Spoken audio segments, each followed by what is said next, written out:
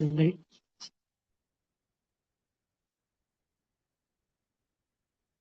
மகரிஷி அவர்களின் கவிதைகளை பார்த்து கொண்டு வருகிறோம். புதன்கிழமை, வியாழக்கிழமை அப்படின்னாலே கவிதைகள், அதை பத்தி தான் நம்மளுடைய எண்ணம் போகும்.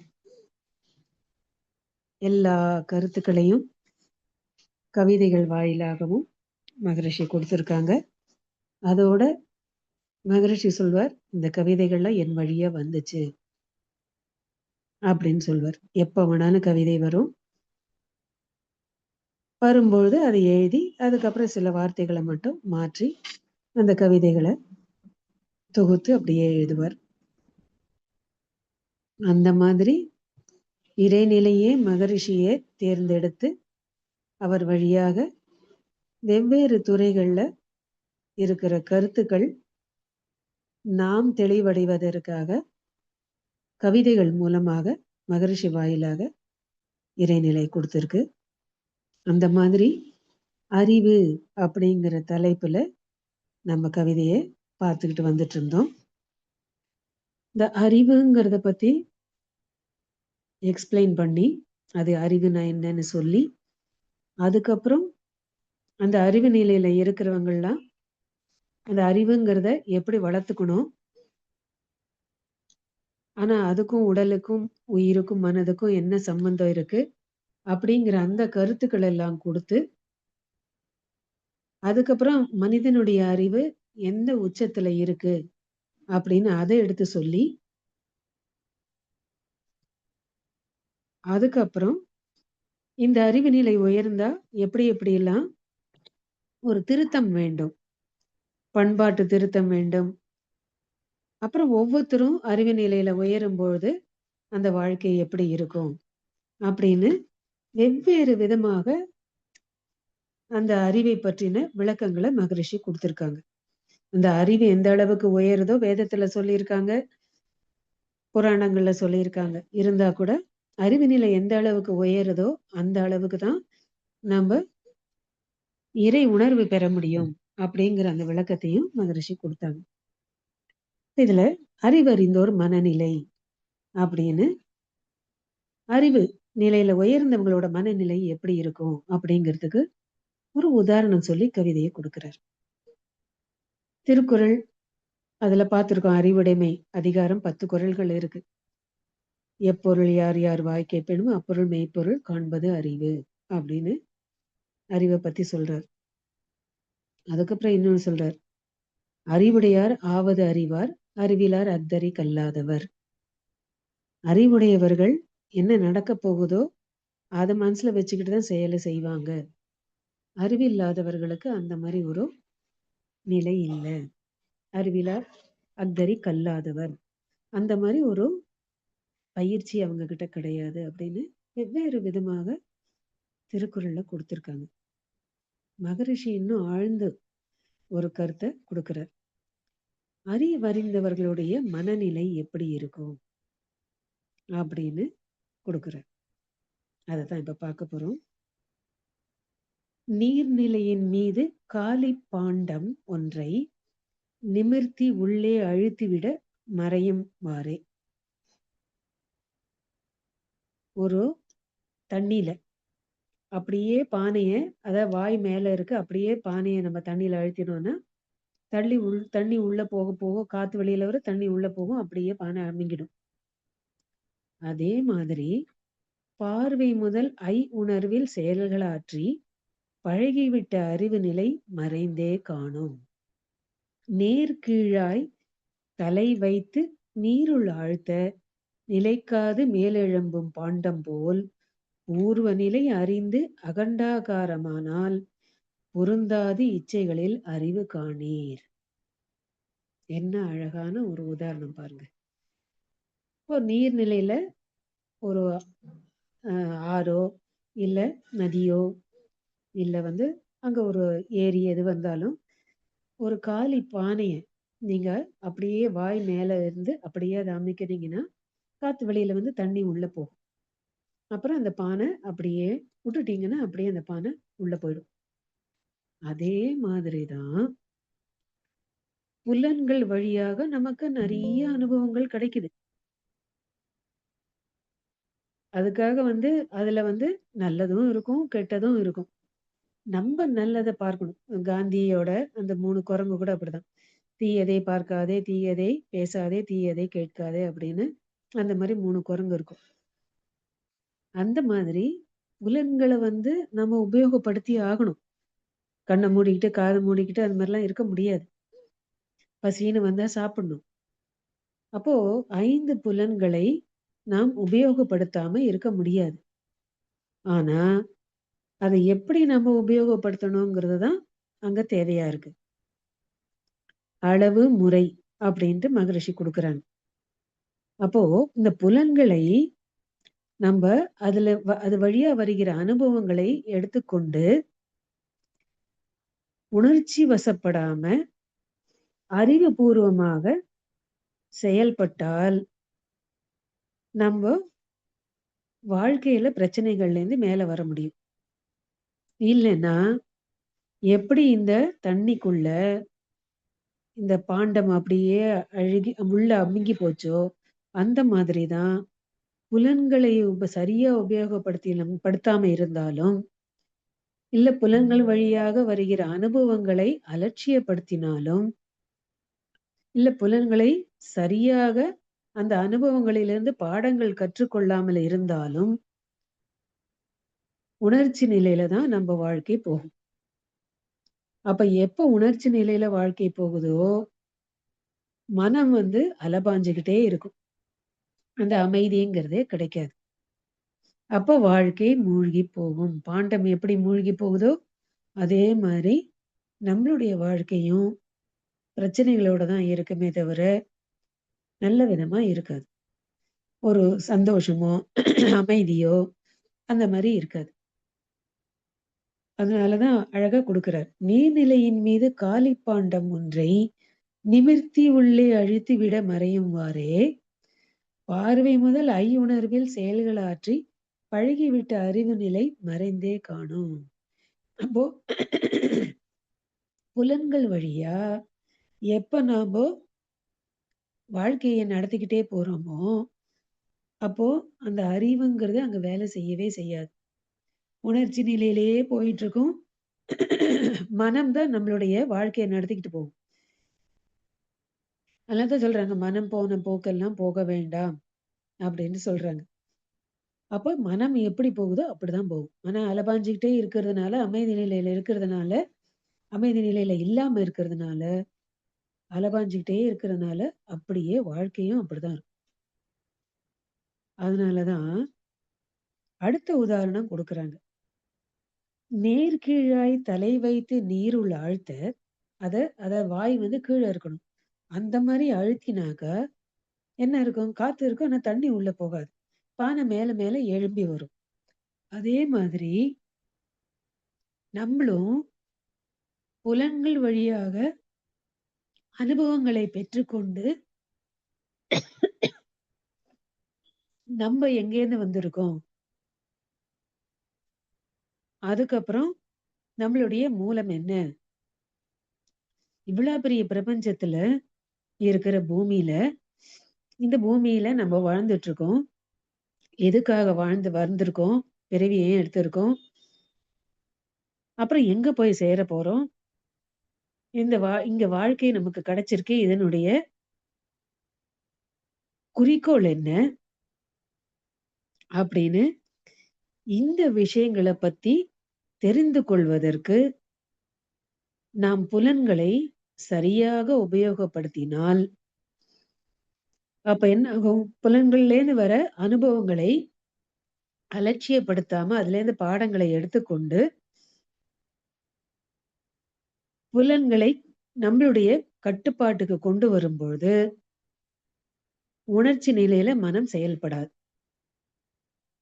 அங்க மனம் வந்து அறிவு நிலைக்கு உயர்ந்து, உணர்வு பூர்வமாக செயல்பட ஆரம்பிக்கும். அப்படி செயல்படும் பொழுது, நம்ப நம்ப எங்கேருந்து வந்திருக்கோம்? இந்த பூர்வ நிலை அறிந்து, நம்மளுடைய மனதை விரித்து, அறிவு நிலையில உயர்த்திக் கொண்டு, நம்மளுடைய மூலம் என்ன? எங்கேருந்து வந்திருக்கோம்? எங்க போய் சேரப் போறோம்? அப்படிங்கிற இந்த விளக்கங்களை தெரிந்து கொண்டால், அதை பயிற்சியில் எடுத்துக்கொண்டு செய்து கொண்டே வந்தோம்னா, அப்போ புலன்கள் வழியாக அந்த இச்சைகள்ல நாம அமிழ்ந்து போக மாட்டோம். மூழ்கி போக மாட்டோம். அப்ப அங்க அறிவு நிலை செயல்படும் அப்படின்னு சொல்றாரு. நம்ம ஏற்கனவே பார்த்தோம். 5 விதமான அறிவு சொன்னாரு. இயற்கை அறிவு, தேர்ந்த அறிவு, நுழைப்புலன் அறிவு, அதுக்கப்புறம் இ அ உள்ளுணர்வு, அப்புறம் மெய்யறிவு அப்படின்ட்டு சொன்னாரு. அப்போ ஆரம்பத்திலேருந்து இயற்கை அறிவுங்கிறதெல்லாம் பார்த்துட்டே வந்தோம். என்னென்னன்னு. நுழைப்புலன் அறிவு, தேர்ந்த அறிவு, அதுக்கப்புறம் உள் உணர்வு. அப்புறம் இந்த மெய் அறிவு நிலைக்கு உயரணும்னா, அப்போ புலன்கள் நம்மள கூட்டிட்டு போறதுங்கிறது இல்லாம, புலன்களை மனதால் கட்டுப்படுத்தி, மனதை ஒரு ஸ்டெடி நிலைக்கு கொண்டு வந்து, அலைபாயாமல் அதை நிலைக்கு கொண்டு வந்து, அதுக்கப்புறம் அதை அறிவு நிலைக்கு உயர்த்தினா, அப்போ புலன்கள் வழியா கிடைக்கக்கூடிய அனுபவங்களை இந்த இறை உணர்வு பெறுவதற்கு நாம் பயன்படுத்திக் கொள்ள முடியும். அததான் மகரிஷி சொல்றாங்க. ஒரு இடத்துல சொல்றாரு. அறிவானது நிறைநிலையை ஆதியாக அமைதி நிலையில் உணர்ந்து அதுவாகும்போது, அறிவு உயர்ந்து அகன்று அமைதி பேரின்பத்தில் அணுமுதலாய் அண்டகோடி தானேயாக அறிவே அவ்வந்நிலையில் ஒழுங்கு இயக்க அமைப்பாகி முறை பிறழாது இயங்கும் மேலாம் அறிவின் பெருமை உணர்ந்த இன்ப வெள்ளத்து ஆனந்தத்தில் திளைக்க வாரீர் அப்படின்னு சொல்றாரு. அப்போ எந்த அளவுக்கு மனதில் மனது நிலையிலேருந்து அறிவு நிலையை உயர்த்தி கொண்டே போறோமோ, அப்ப என்ன ஆகும்? அறிவே நிறைநிலையாக உணர ஆரம்பிக்கும். அந்த துரியாதீத தவத்துல கூட சொல்வார். நிறைநிலையே தானாக உணர்வதாகும் நித்தம் நித்தம் உயிர் உடலில் இயங்கும் மட்டும். உறைந்து உறைந்து அந்நிலையில் பழகிக் கொள்ள உலக இன்பங்களிலே அளவு கிட்டும். கரை நீங்கி அறிவு மெய்ப்பொருளாய் மாறும். கரைந்து போம் தன் முனைப்பு காணும் தெய்வம் அப்படின்ட்டு சொல்றார். அப்போ அறிவானது நிறைநிலையை ஆதியாக அமைதி நிலையில் உணர்ந்து அமைதி நிலையில உணரும். இல்லைன்னா மன அலபாஞ்சுட்டே இருந்தா அதை உணர முடியாது. அப்போ புலன்கள் நம்மை கட்டுப்படுத்துவதை விட்டு புலன்களை நாம் கட்டுப்பாட்டுக்கு கொண்டு வந்து மனதை அறிவு நிலைக்கு உயர்த்தி கொண்டு போனால் அப்போ அந்த மனம் அமைதி நிலைக்கு வரும். அமைதி மனம் எந்த அளவுக்கு அமைதி நிலைக்கு போகுதோ அப்போ உணர்ச்சி வசப்படாம உணர்வு பூர்வமா செயல்பட ஆரம்பிப்போம். அறிவு நிலையில உயர்ந்துகிட்டே போகும். அப்படி உயர்ந்துட்டே போகும்போது அறிவானது நிறைநிலையை ஆதியாக அமைதி நிலையில் உணர்ந்து அதுவாகும் போது அறிவு உயர்ந்து அகன்று விரிந்துக்கும். விரிவடைஞ்சுக்கிட்டே போகுது. அமைதி பேரின்பத்தில் அணுமுதலாய் அண்டகோடி தானே ஆக அறிவே அவ்வந்நிலையில் ஒழுங்கு இயக்க அமைப்பாகி முறை பிறழாது இயங்கும் அப்படின்ட்டு சொல்றாரு. அப்ப இந்த அளவுக்கு அறிவை எந்த அளவுக்கு உயர்த்திக்கிறோமோ உணர்ச்சி வசப்படாம, அப்பதான் நம்போ நம்மளுடைய குறிக்கோளை அடைய முடியும் அப்படின்ட்டு சொல்றாரு. அப்ப அறிவறிந்த ஒரு மனநிலை எப்படி இருக்கும்? புலன்களை கட்டுக்குள்ள வச்சிட்டு இருப்பாங்க. உணர்ச்சி வசப்பட மாட்டாங்க. அறிவுபூர்வமா செயல்படுவாங்க. அவங்க மனநிலை அப்படிதான் இருக்கும். ஆனா, அந்த மனநிலையை நாம் அடைய வேண்டும் என்றால் என்ன செய்யணும்? நீர் நிறைந்த பாண்டத்தில் காற்று ஏறாது. நித்தியமாம் மெய்ப்பொருளால் நிறைந்த உள்ளம் ஊர் உலக பொருள் கவர்ச்சி உணர்ச்சி ஏதும் உள் நுழையாது. இப்பேறு தவத்தாலன்றி யார் பெறுவர்? யார் தருவர்? அறிவு ஓங்கி அதுவேதான் மெய்ப்பொருள் என்று அறியும் பேற்றை சீர்நிலையில் மனம் வைத்து வேண்டா பற்றை செதுக்கிக் கொண்டே இருக்கும் விழிப்பு வேண்டும் அப்படின்னு இன்னொரு கவிதையில கொடுக்கிற.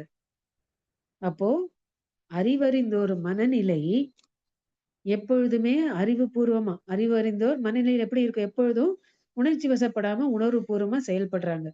அப்போ அந்த புலன்களை எல்லாம் கட்டுப்பாட்டுக்கு கொண்டு வரணும்னா, அப்ப என்ன செய்யணும்? நீர் நிறைந்த பாண்டத்துல காற்று ஏறாது. அதே மாதிரி நம்மளும் உணர்வு பூர்வமா செயல்படும்பொழுது, இந்த புலன்கள் வழியா வர கவர்ச்சியில நாம அடிபணிய மாட்டோம். அது எதுவுமே நம்மள பாதிக்காது. அப்புறம் ஆனா இது எப்படி கிடைக்கும்? தவத்தினால தான் கிடைக்கும்னு ஆணித்தரமா சொல்றார். இப்பேறு தவத்தாலன்றி யார் பெறுவர்? வேற வழியே இல்ல. அப்புறம் யார் தருவர்? இத குரு தான் குடுப்பாங்க. அறிவு ஓங்கி அதுவேதான் மெய்ப்பொருள் என்று அறியும் பேற்றை சீர்நிலையில் மனம் வைத்து வேண்டாப்பற்றை செதுக்கிக் கொண்டே இருக்கும் விழிப்பு வேண்டும். அப்போ அதனால்தான் முதல்ல மூலாதாரத்துல இருந்து நமக்கு ஆகினை தவத்தை குடுக்குறாங்க. அந்த காலத்துல எல்லாம் ஆகினை தவமே 1 மாசம் தலபாரம் வர வரைக்கும் பண்ணிக்கிட்டே இருக்கணும். அப்போ ஆகினையிலேயே நம்ம வந்து ஆழ்ந்து ஆழ்ந்து போக போக புலன்கள் கட்டுப்பாட்டுக்கு வரும். அதனாலதான் நேரா ஆகினைக்கு குடுக்குறாரு. அப்ப ஆகினைக்கு போய் புலன்கள் கட்டுப்பாட்டுக்கு வரும்பொழுது, அதுக்கப்புறம் அந்த துரிய நிலைக்கு போகும்பொழுது, புலன்கள வந்து கட்டுப்பாட்டுக்கு கொண்டு வந்தா கூட, கோடிக்கணக்கான வருஷங்களோட பதிவு நமக்குள்ள இருக்கிறதுனால என்ன ஆகும்? மறுபடியும் ஆல்ஃபா அலையிலேருந்து பீட்டா அலைக்கு போகும். ஒரு ஸ்டெடியா இருக்கிறதில்ல. அதனால தான் அப்புறம் துரியம் குடுக்குறாரு. துரியம் குடுக்கும் பொழுது தான் ஆல்ஃபா அலையில மன அலைச்சூழல் ஸ்டெடியா இருக்குது. அலைபாயாம இருக்கு அங்க. 8லேருந்து 13. ஆனா அதுவும் போராது. அது அங்கேயே வந்து மகரிஷி என்ன சொல்றாருன்னா, மனம் வந்து எப்போ வந்து அமைதி நிலைக்கு அலைபாயாம இந்த மாரி பீட்டாலேருந்து ஆல்ஃபாலைக்கு வருமோ, அங்கேயே அது அறிவு நிலைக்கு உயர ஆரம்பிக்குது. அதனால இதோட தான் நிறுத்தியிருக்காங்க. ஆனா மகரிஷி அவருக்கு உள்ளுணர்வா கிடைச்சு, இது இல்ல. இன்னும் வந்து மனம் அமைதி நிலைக்கு போகணும்.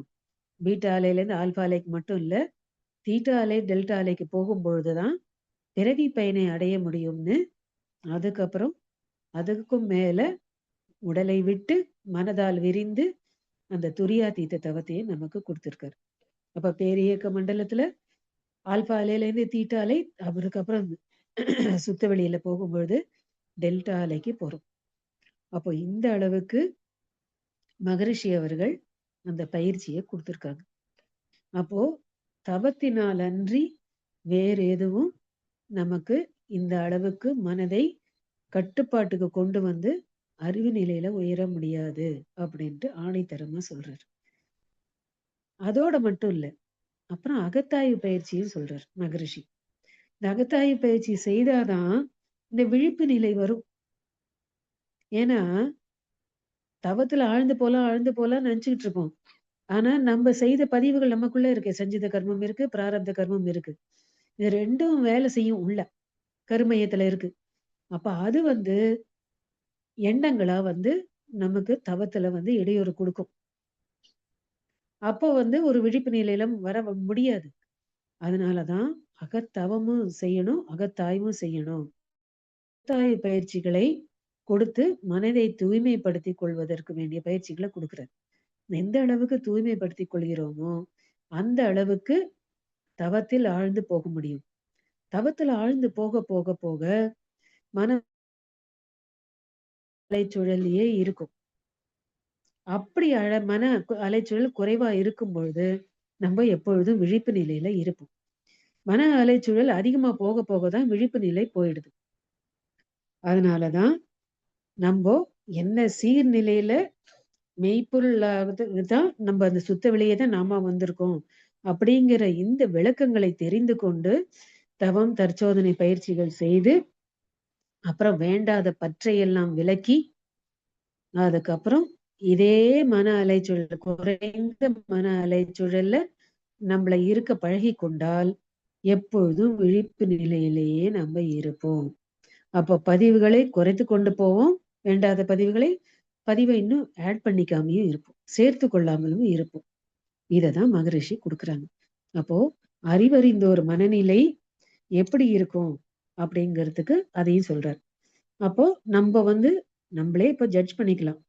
புலன்கள் வழியா எந்த அளவுக்கு நம்ம கேரியாய் போயிட்டே இருக்கோம் அப்படின்ட்டு தெரிஞ்சுக்கலாம்.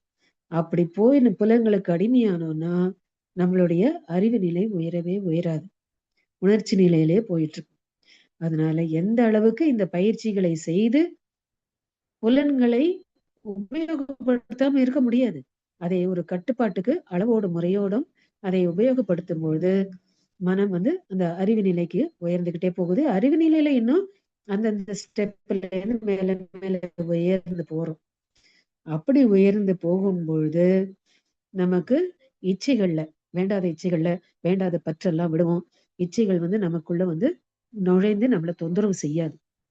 அதுக்கப்புறம் அறிவு நிலையில உயர உயர உயர நம்மளுடைய மன அலைச்சூழல் எப்பொழுதுமே அந்த டெல்டா ஃப்ரீக்குவன்சிலே இருக்கும். நம்மளுக்கும் மகான்களுக்கும் அதான் வித்தியாசம். மகான்கள் எப்பொழுதுமே அந்த குறைந்த மன அலைச்சூழல்ல இருக்கிறதுனாலதான் என்ன விளைவு வருமோ அதை கணிச்சுக்கிட்டு அவங்க செயலை செய்யறாங்க. அந்த மாதிரி நம்மையும் உயர்த்தி கொள்வதற்கு வேண்டிய பயிற்சிகள் அத்தனையும் மகரிஷி கொடுத்திருக்காங்க.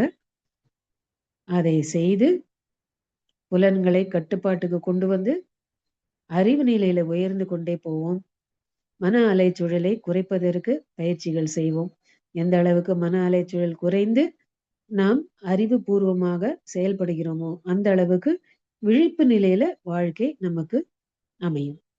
இதுதான் மகரிஷி சொல்றாங்க. வாழ்க வளமுடன். அதற்கு தேவையான எல்லா பயிற்சிகளையும் கொடுத்திருக்காரு.